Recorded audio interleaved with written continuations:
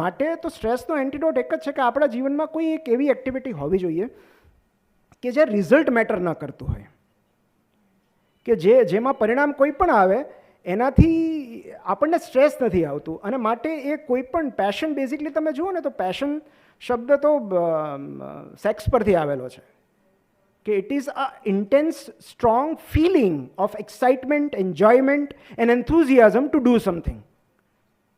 એમાં રિઝલ્ટ મહત્વનું નથી. હા, ક્યારેક આવી જતું એ અલગ વસ્તુ છે, પણ પેશન એટલે તમે જે પ્રવૃત્તિ પૂરા ખંત સાથે કરો છો કારણ કે તમને એમાં મજા આવે છે. For example, India world cup હાર્યું પછી તમે હજી આઈપીએલ જુઓ છો, ટ્રેવિસ હેડ મારે છે, જો આનંદ કરતા હો તો ક્રિકેટ તમારું પેશન છે. તમને રિઝલ્ટ સાથે કંઈ પડી નથી. સો આપણા દરેકના લાઈફમાં આઈ ફીલ કે એક એવું પરિબળ હોવું જોઈએ, એક એવી પ્રવૃત્તિ હોવી જોઈએ કે જ્યાં રિઝલ્ટ કંઈ પણ આવે એનાથી આપણને ફેર ન પડે, કારણ કે આપણની પ્રોસેસમાં મજા આવે છે, આપણની પ્રક્રિયામાં મજા આવે છે. અને હું લેખન સાથે ટકી રહ્યો છું એનું કારણ જ આ છે, કારણ કે મારા પુસ્તકો એ બીજાને ફાયદો તો પછી કરતા હશે, પણ સૌથી પહેલાં મને સંતોષ આપે છે, એ મને સભર કરે છે. તો મારા માટે એ મારી પેશન છે.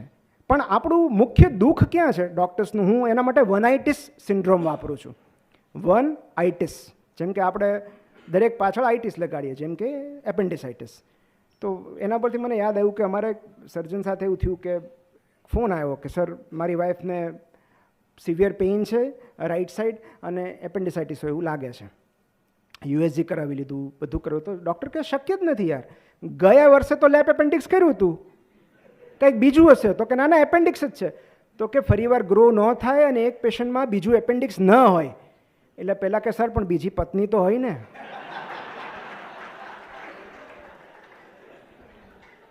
અને ક્યારેક અક્યુટ એપેન્ડિક્સ કહીએ તો યંગ ફિમેલ તો શરમાઈ જાય છે, પછી એને કહેવું પડે કે આ અક્યુટ એપેન્ડિક્સ નથી.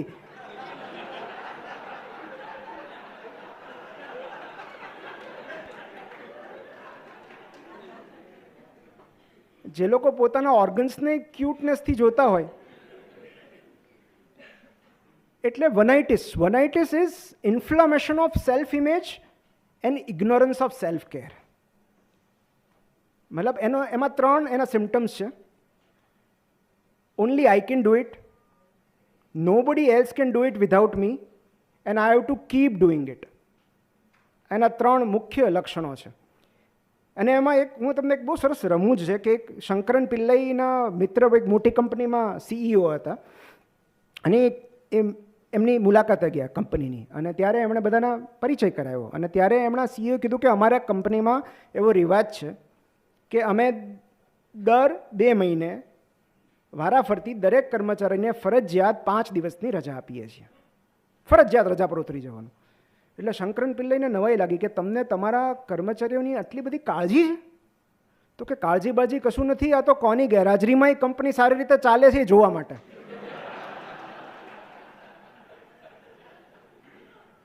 એટલે ક્યારેક આપણી ગેરહાજરીમાં આપણી હોસ્પિટલ વધારે સારી ચાલતી હોય છે, અને આપણે તો સૌથી વધારે કોણ સ્ટાફ રાજી થાય. મને તો સ્ટાફ સામેથી પૂછે તમારે વેકેશન નથી લેવાનું? તો અને આપણને એક બહુ સરસ પુસ્તક છે, હું નામ ભૂલી ગયો, પણ એમાં એક આ પ્રસંગ વર્ણવ્યો છે, જે આપણે આમ છે રમૂજ, પણ આ બહુ સમજવા જેવી વાત છે. કે ટ્રાફિક સિગ્નલ પર એક માણસ સવારે 8 વાગે આવી જાય પીળા કપડાં પહેરીને, અને એક મોટો ઝંડો હોય, એ ઝંડો જોર જોરથી હલાવે. બપોરે થોડી વાર પાણી પીવે, થોડી વાર લંચ બ્રેક લે, પછી પાછો લાગી જાય રાત સુધી. એટલે 2-3 દિવસ તો બધા ઓબ્ઝર્વ કર્યું. ચોથા દિવસે ટ્રાફિક પોલીસ જે ત્યાં જઈને પૂછ્યું કે ભાઈ તું કરે છે શું? તો કે હું સિંહને આઘા રાખું છું. તો કે પણ અહીંયા સિંહ છે ક્યાં? તો કે ક્યાંથી આવે, આ સવારથી સાંજ સુધી અમથા તૂટીએ છે.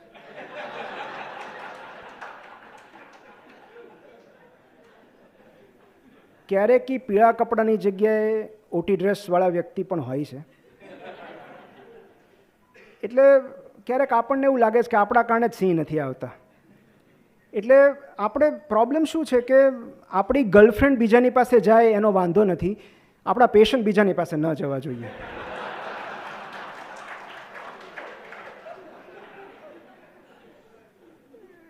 કારણ કે રિટેન કરતાં જ શીખવ્યું છે. પેશન્ટને રિટેન કેમ કરવાના. એક MBBS સ્ટુડન્ટે બીજાને પૂછ્યું કે બહુ સ્ટ્રેસફુલ લાઈફ છે, એક્ઝામ નજીક આવતી હતી, તો કે બહુ જ સ્ટ્રેસફુલ લાઈફ છે યાર, જલ્દી એક્ઝામ પતે તો સારું, આ સ્ટ્રેસ ફ્રી જીવન કેવી રીતે જીવવાનું. એટલે બીજો થોડી વાર આમ જોતો રહ્યો, પછી કે એક્ઝામમાં પૂછવાના છે.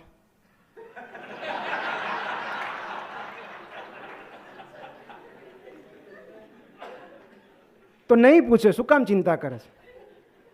એટલે આમ કેવું છે કે હાલાકીમાંથી હાસ્ય તરફ જવા માટે આપણે કાં તો સમય પસાર થવા દેવો પડે, કારણ કે એને નોવા ઇફેક્ટ કહેવાય કે આજે જે ગુડ લક છે એ આવતીકાલે થોડા દિવસો પછી તમને બેડ લક લાગશે, અને એના થોડાક વર્ષો પછી તમને ગોલ્ડન લક લાગશે. એ એક જ ઘટના છે, અલગ અલગ પરિપ્રેક્ષ્યમાં જોઈએ, અલગ અલગ ટાઈમલાઇનમાં જોઈએ તો આજે જે ગુડ લક લાગે છે એ થોડા સમય પછી તમને એમ લાગશે કે આવું નહોતું થવું જોઈતું હતું, વર્ષો પછી તમને એમ લાગશે કે સારું થયું. અને એનું સૌથી મોટું ઉદાહરણ એટલે કોલેજનો પ્રેમ. જ્યારે સાથે હતા ત્યારે ગુડ લક હતું, કોઈ કારણસર છૂટા પડી ગયા ત્યારે બેડ લક હતું, અને વર્ષો પછી જ્યારે રિયુનિયનમાં મળે ત્યારે એમને જોઈને એવું લાગે કે ગોલ્ડન લક હતા. રિયુનિયન એટલા માટે પણ થવા જોઈએ કે આપણને ક્લોઝર મળે, કે આટલા મહિના સુધી, આટલા વર્ષો સુધી જેની પાછળ દુઃખી થયા એને જોઈને હવે અફસોસ નહીં, હાશકારો થાય છે. કે મતલબ જેને ઇમ્પ્રેસ કરવા માટે કોલેજ બંક કરેલી, બાસ્કેટબોલ શરૂ કરેલું, ફૂટબોલ શરૂ કરેલું, એ પોતે હવે ફૂટબોલ, ત્યારે એમ થાય કે આના માટે દુઃખી થયા હતા. અને ત્યારે પછી એના જીવનસાથીને મળીને એની ઈર્ષા નથી આવતી.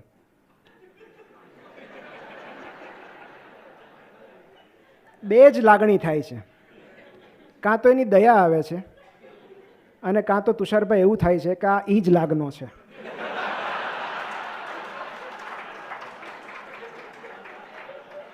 સમય પસાર થવા દેવો પડે, ત્યારે આપણને સમજાય કે ના ના, જે થયું એ સારું જ થયું, એ ત્યારની હાલાકી હતી, અત્યારનું હાસ્ય છે. તો એક તો કાં તો સમય પસાર થવા દેવો પડે છે, અને બીજું કાં તો આપણે નરેટિવ ચેન્જ કરવો પડે છે, એનું કથાનક બદલી નાખવું પડે છે, એનો દ્રષ્ટિકોણ બદલી નાખવો પડે છે. ઓલમોસ્ટ હવે મને ખબર છે કે તમારા ટેસ્ટ બર્ડ્સ બધાના સજાગ થઈ ગયા છે. એક નાની એવી વાત કરી દઉં છું કે કઈ રીતે આપણે નરેટિવ બદલી શકીએ. અને આપણને ખબર નથી કે ઝેનમાં બહુ આ પ્રખ્યાત વાર્તા છે કે ઝેન એક બહુ મોટા ઝેન ગુરુ હતા, અને ત્યારે એક બહુ ફેમસ મોનેસ્ટ્રી હતી, અને એ આશ્રમમાં એક બિલાડી એ લોકોએ પાળી હતી, અને એ બિલાડી કોઈ પણ સમયે આવજા કરે, એટલે મેડિટેશન ચાલુ હોય ત્યારે પણ એ બિલાડીની અવર જવર ચાલુ હોય. એટલે ત્યારના જે ગુરુ હતા, ઝેન ગુરુ, એ બહુ ગુસ્સે થયા હતા, અને એમ કીધું કે આ બિલાડી વચ્ચે ના આવવી જોઈએ, કારણ કે બધાને ધ્યાન ભંગ થતું હતું. એટલે એમણે બિલાડીને કે આપણે ઝાકરો નથી આપવો, આપણે એને એક જગ્યાએ બાંધી દઈએ. એટલે બિલાડીને બાંધી દીધી. પછી દર વખતે મેડિટેશન કરતાં પહેલાં ગુરુ અને શિષ્યો એ બિલાડીને બાંધી દેતા. થોડા સમય પછી એ ગુરુ બીમાર પડ્યા, અને પછી એમનું અવસાન થયું. અવસાન થયા પછી એ બિલાડી બાંધવાની પ્રથા તો ચાલુ જ રહી કેટલાય મહિનાઓ સુધી. પછી બિલાડી મરી ગઈ. તો એ પછીના શિષ્યોને એવું લાગ્યું કે આ જરૂરિયાત હતી, પૂર્વશરત હતી મેડિટેશન માટેની, માટે એ લોકો હવે બાંધવા માટે બિલાડી શોધવા લાગ્યા. એ લોકો ગામમાં બિલાડી શોધવા નીકળ્યા, અને બહારથી બિલાડી લાવીને બાંધી દીધી. અને એ મોનેસ્ટ્રીનું જોઈને બીજી બધી મોનેસ્ટ્રીએ અને તમે જુઓ, હિસ્ટ્રી જુઓ ઝેન બુદ્ધિઝમની, એમાં સૌથી પહેલાં મેડિટેશન વિથ અ કેટ, અને પછી લોકો એના ફાયદા લખ્યા. આપણે જેમ બંને બાજુના પેપર હોય ને, તમને કોઈ પણ કન્ડિશનના બંને બાજુના પેપર મળી રહે, તો ત્યાં પણ લોકોએ કે કેટ સાથે મેડિટેશન કરવાના શું શું ફાયદા છે, કે ભાઈ લિવિંગ કોન્શિયસનેસ છે, તમારું કોન્સન્ટ્રેશન વધે, પ્યોર કોન્શિયસનેસ છે, શાંતિથી પડ્યું રહે. આ કેટલાય વર્ષો સુધી, 100 વર્ષ સુધી ઝેનમાં આ કેટ સાથેનું મેડિટેશન શરૂ રહ્યું. ત્યાં સુધી જ્યાં સુધી એક ઝેન ગુરુ એવા આવ્યા કે જેમને એનિમલ હેરથી એલર્જી થતી હતી. એટલે એમણે કીધું કે મેડિટેશનમાં આ ન હોય. એટલે એમણે હિંમત કરીને કેટને ઝાકારો આપ્યો, કાઢી મૂકી. અને એ ગુરુ હતા એ એટલા બધા પ્રબુદ્ધ, એટલે લોકો એમની વાત માનતા. અને એમણે કેટ વગર મેડિટેશન શરૂ કર્યું. તો પછી બીજા પ્રકારના પેપર શરૂ થયા કે કેટ વગર પણ મેડિટેશન શક્ય છે. અને પછી ધીરે ધીરે બધી મોનેસ્ટ્રી આ નવું હતું કે આ કેટ, કારણ કે સવાર સાંજ આટલી બધી બિલાડીઓ ભેગી થાય, એમને ખાવાનું આપવાનું, એટલે લોકો ઓલરેડી કંટાળી ગયા હતા કે ભાઈ કેટ વગર મેડિટેશન થાય છે. તો પછી 100 વર્ષ એવા પેપર આવ્યા કે ભાઈ કેટ વગર મેડિટેશન કઈ રીતે કરવું. પણ ટૂંકમાં એ બિલાડીની અવસ્થામાંથી નીકળતા 200 વર્ષ લાગ્યા.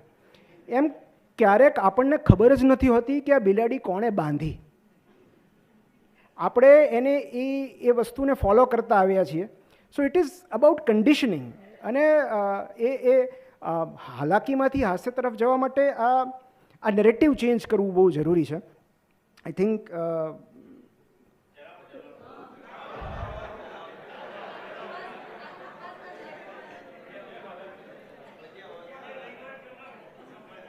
એક બે વાત કરી નાખું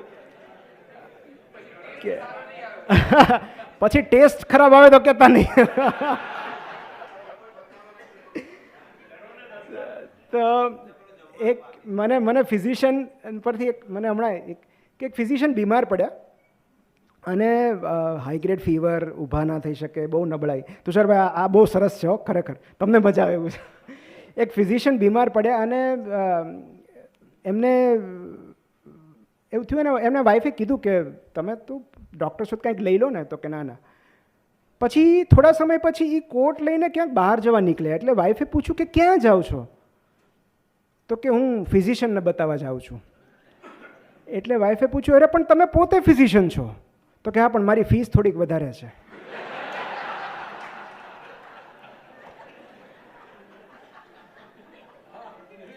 એટલે આપણે જો આપણી જ સારવાર ન કરી શકીએ, આપણું જ્ઞાન, આપણી સમજણ જો આપણા જ કામમાં ન આવે તો શું કામનું. એટલે પેલું છે ને કે મ્યુઝિક કમ્પોઝર હોય ને, એમને મ્યુઝિકનું નોલેજ બહુ હોય, એ ખૂબ જાણતા હોય, જાણકાર હોય, પણ એ સારા ગાયક હોય એવું જરૂરી નથી. એવી જ રીતે કોચ હોય એને ક્રિકેટ કે કોઈ પણ સ્પોર્ટ્સનું નોલેજ બહુ હોય, ગેમ વિશેની માહિતી હોય, પણ એ સારા પ્લેયર હોય એવું જરૂરી નથી. એવી જ રીતે ડૉક્ટરને મેડિકલ સાયન્સમાં ખબર બધી હોય છે, પણ એ તંદુરસ્ત હોય, હેલ્ધી હોય એવું જરૂરી નથી. કારણ કે નોલેજ અને એપ્લિકેશન બે અલગ વસ્તુ છે. એટલે જો આપણું જ્ઞાન આપણા જ કામમાં ન આવે તો એટલે અમે હળવા પેલામાં પણ આ એક બહુ ગંભીર પ્રશ્ન છે કે આપણો એવરેજ લાઈફ સ્પેન પેશન્ટ્સ કરતાં 10 years ઓછો છે. દ્રષ્ટિકોણ બદલવાની વાત આપણે કરી અને એમાં મેં પ્રસંગ લખ્યો છે કે એક કઈ રીતે તમે you can have entire different perspective. કે તમે કે એક કંપનીમાં, માર્કેટિંગ કંપનીમાં 3 કેન્ડિડેટ આવ્યા અને ત્રણેયને એક જ સરખું કામ સોંપવામાં આવ્યું કે તમારે ઝેન મોનેસ્ટ્રીમાં જઈ અને દાંતિયા વેચવાના છે. હવે ઝેનના જે ગુરુ હોય એ બરાબર, તો ઝેન ગુરુ જે ઓલરેડી બોલ્ડ હોય, જેમને માથા પર વાળ જ નથી, એમને દાંતિયા કઈ રીતે વેચવા? તો ત્રણેયને અસાઇનમેન્ટ હતું અને કીધું કે જે સૌથી વધારે દાંતિયા વેચશે એમને જોબ આપવામાં આવશે. 1 અઠવાડિયા પછી પહેલો કેન્ડિડેટ આવ્યો અને કીધું કે 2 દાંતિયા ગયા. એટલે પેલો મેનેજર તો ખુશ થઈ ગયો કે તમે એક બોલ્ડ માણસને તમે 2 દાંતિયા વેચી આવ્યા ઝેનમાં, કઈ રીતે? તો કે મેં એવું કીધું કે વાળ ન તો કાંઈ નહીં, આ પાછળ પીઠમાં ખંજવાળવા કામ લાગશે. તો એ બાને 2 જણે લઈ લીધા. પછી બીજો કેન્ડિડેટ આવ્યો કે મારા તો 100 ગયા. અને મેનેજરે પૂછ્યું કે 100 દાંતિયા કેવી રીતે વેચ્યા તમે? તો કે મેં એ લોકોને એવું કહ્યું કે તમારે ત્યાં જે અનુયાયીઓ આવે, જે વિઝિટર્સ આવે, એ તો મુસાફરી કરીને આવતા હોય ને. દાદરા છે, એટલા બધા દાદરા ચડીને આવે, એટલો બધો પવન હોય, તો એમના વાળ ન વિખરાઈ ગયા હોય. તો તમારે તમારા અનુયાયીઓના વાળ ઓળવા માટે એમને દાંતિયા આપવા જોઈએ કે એમના વાળ તો એ સરખા કરી શકે, એમને આ વિચાર ગમ્યો કે વાહ. ત્રીજો આવ્યો તો કે મારા 2-3 હજાર ગયા છે ને બીજા જે ઓર્ડર ચાલુ છે. પૂછ્યું કે તમે એવું તો શું કરીને આવ્યા? તો કે મેં કાંઈ જ કર્યું નહીં. હું દાંતિયા લઈ ગયો ત્યાં એ પહેલાં મેં એમાં એક બુદ્ધનું નાની એવી પ્રતિકૃતિ એમ્બોસ કરાવી દીધી, એક બુદ્ધનું કોટ લખી નાખ્યું અને ત્યાં જઈને એવું કીધું કે તમારે ત્યાં જે વિઝિટર્સ આવે એમને આ સોવેનિયર તરીકે આપજો, જેથી કરીને રોજ સવારે વાળ ઓળે ત્યારે બુદ્ધનો સુવિચાર એમની નજરે પડે. તો એ રીતે લોકો રોજ બુદ્ધને યાદ કરશે. તો બેઝિકલી જ્યારે તમે કોઈ એક વસ્તુ સાથે સ્ટોરી જોડી દો છો, એક વાર્તા જોડી દો છો, ત્યારે એનું મૂલ્ય વધ્યું જાય છે. અને એટલે જ આજે આપણી આસપાસ આપણે જેટલી પ્રોડક્ટ્સ જોઈ રહ્યા છે એ બધામાં સ્ટોરી છે. અને ઇવન હું તો કહીશ ત્યાં સુધી કે OPD consultation is also story telling. Patient તમને એક વાર્તા કહે છે, એની સામે તમે એમને કંઈક વાર્તા કહો છો. સાચી ખોટી તમને ખબર, મતલબ 4-5 દિવસ સુધી ન આવે તો પછી વાયરલ જ હોય. એ તમારે થોડું વાર્તામાં બદલાવ કરવો પડે પછી, કે એપેન્ડિક્સ ફાટ્યું કેવી રીતે હશે, ફરીવાર પથરી કેવી રીતે થાય, TORP કર્યા પછી પાછો ફ્લો કેવી રીતે પુઅર થાય. So you are also story Taylor. તો જ્યારે પણ તમે, કારણ કે આપણે વાર્તાઓથી જોડાયેલા છીએ અને માટે જ્યારે પણ કશાકમાં આપણે વાર્તા ઉમેરીએ છીએ, સો એ વ્યક્તિ બીજું કશું જ ન કર્યું, એને વાર્તા ઉમેરી દીધી, એક ઇમોશન એમાં જોડી દીધો. લાસ્ટલી હું છેલ્લે એટલું કહીશ કે શાહબુદ્દીનભાઈની એક બહુ સરસ વાત છે કે જો તમારે જગતને હસાવવા નીકળવું હોય તો તમારે ખિસ્સામાં બહુ બધી પીડા રાખવી પડશે. સો અનલેસ યુ હેવ પેઇન, તમે અન્યને ના હસાવી શકો. તો તમારે જગતને હસાવવું છે તો તમારી પીડા ક્યાં છે? તો આ પીડા જ આપણને હાસ્ય તરફ લઈ જાય છે. કારણ કે એકવાર આપણે એનું વરવું સ્વરૂપ જોઈ લઈએ છીએ, હાલાકી જોઈ લઈએ છીએ, પછી જ આપણે એ હાસ્યને માણી શકીએ છીએ. છેલ્લે હું એટલું જ કહીશ કે હાલાકીથી બચવા માટે હેલ્પની જરૂર છે. HELP. H is health, which is very important, physical and mental health. ઝેનમાં એવું કહેવાય છે કે તમારે દરરોજ 20 મિનિટ મેડિટેશન કરવું જોઈએ. જો તમે બહુ વ્યસ્ત હો તો રોજનું 1 કલાક.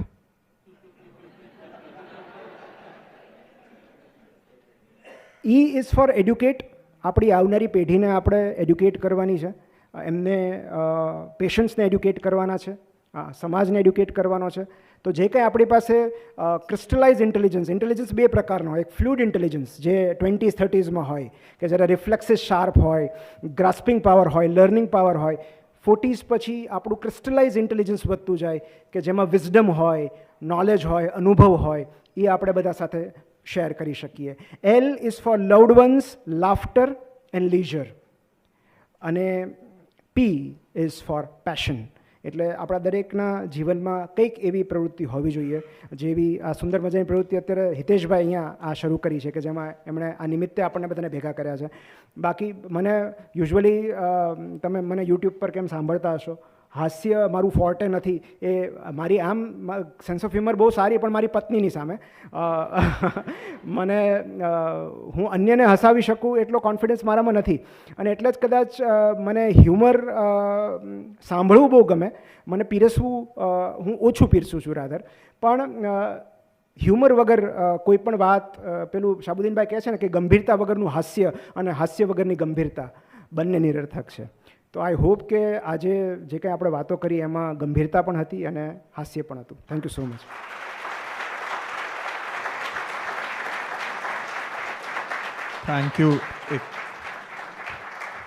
Thank you sir. હાસ્યના માધ્યમથી આજે બહુ જ મહત્વનો ટોપિક તમે એડ્રેસ કર્યો છે.